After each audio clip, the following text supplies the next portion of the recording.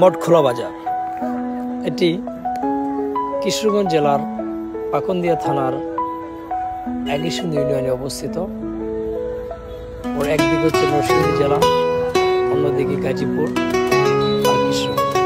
3 জেলার মোহনায় কিন্তু ব্রহ্মপুত্রের নদী হিন্দু ধর্মাবলম্বী ভাইয়েরা প্রতি বছর মহাঅষ্টমী বা অষ্টমী স্নান পালন করে থাকেন ব্রহ্মপুত্রের নদী।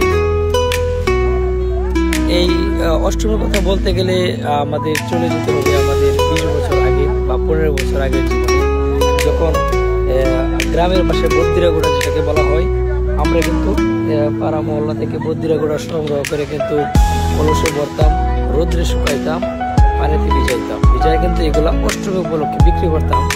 2 টাকা, 1.5 টাকা, 3 টাকা কেজি ছিল। তখন এর কথা কিন্তু মনে পড়ে যায় অনেক আগে।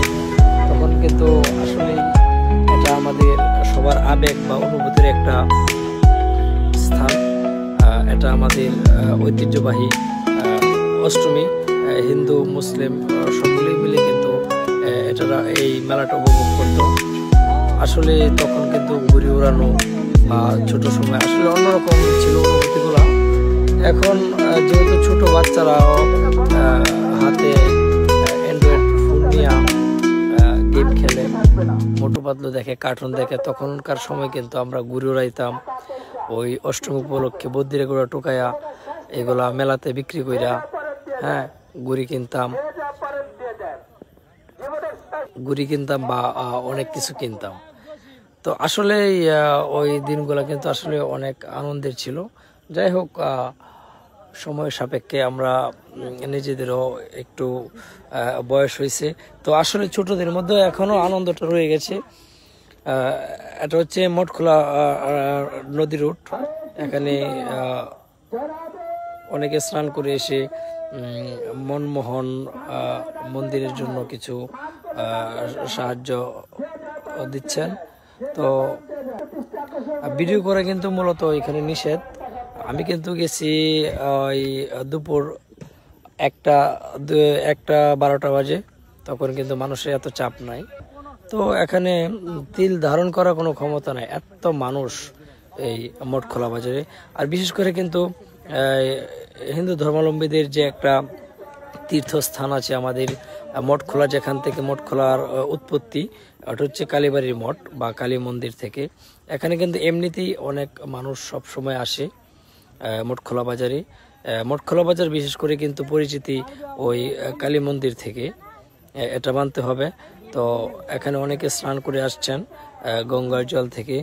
আসলে আমার মূলত ভিডিওটা করা, যেহেতু আমি বিভিন্ন জায়গার ভিডিও করি, তো অনেকেই হয়তো আমার ভিডিওর অপেক্ষায় আছেন।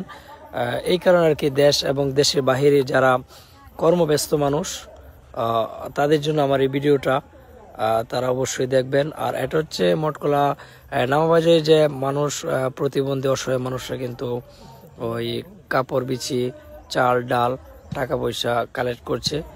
আসলে সব মিলিয়ে কিন্তু অসাধারণ লাগতো ছোট সময়, কিন্তু এখন এই অনুভূতি নাই। আগে কিন্তু ফজরের আজান দিলেই কিন্তু আমরা চলে যেতাম, ওই যে পাঠা বলে দিত, ওইগুলো দেখতাম। ও স্নান, এইখানে পানিতে খাসি বা পাঠা ছাড়তো, মানুষে হুড়াহুড়ি করে ধরতো। আসলে এইগুলো কিন্তু মঠখোলা আশেপাশে যারা বাড়ি, তাদের মনে কিন্তু গাথা। আসলে অন্যরকম একটা পরিবেশ। তো পুলিশ বাহিনী বাইরে কিন্তু ভিডিও করার জন্য দিচ্ছে না, তো আমি একটু স্কিপ আপনাদের দেখানোর জন্য কিন্তু রিস্ক নিয়ে আপনাদের দেখালাম। তো আমি কিন্তু লাস্টে গেছি, এইখানে কিন্তু নদীর পাড়ে এত লোক নাই, কম। তারা আগে স্নান করে গেছে, তিল ধারণের ক্ষমতা ছিল না। তো সবাইকে অসংখ্য ধন্যবাদ, সকলে ভালো থাকবে।